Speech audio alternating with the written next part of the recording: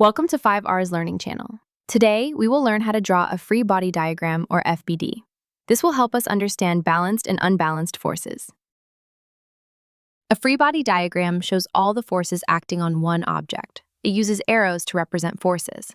Each arrow shows a force acting on the object. In a free body diagram, arrows are very important. The direction of the arrow shows the direction of the force. The length of the arrow shows how strong the force is. Longer arrow means stronger force. Consider a book resting on a table. There are two forces acting on the book. The first is the weight, acting downward due to gravity. The second is the normal force, acting upward from the table. These forces are equal in size and opposite in direction, so the net force is 0. This means the forces are balanced and the book remains at rest. Now, imagine pushing a box. There are 4 forces acting on the box. The applied force pushes the box to the right. Friction acts in the opposite direction, to the left. The normal force acts upward while the weight acts downward. If the pushing force is greater than friction, the box will move forward. In the diagram, we draw a longer arrow in the direction of the push. This means the forces are not equal.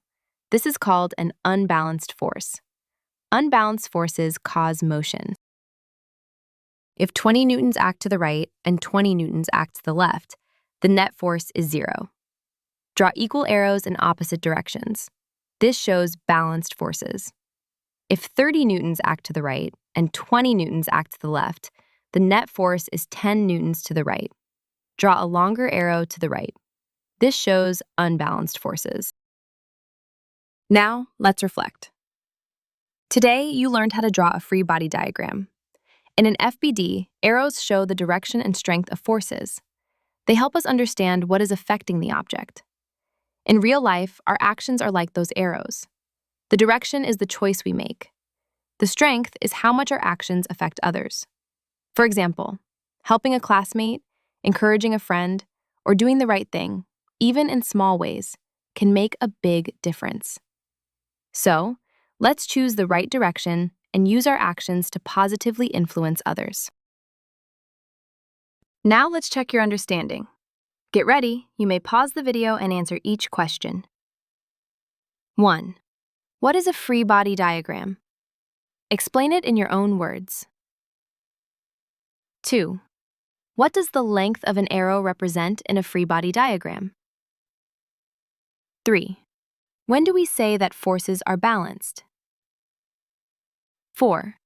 Give one real-life example of balanced forces. 5. If 15 newtons act to the right and 15 newtons act to the left, what is the net force? 6. If 40 newtons act to the right and 25 newtons act to the left, what is the net force? 7. In a free body diagram, what does a longer arrow pointing to the right mean?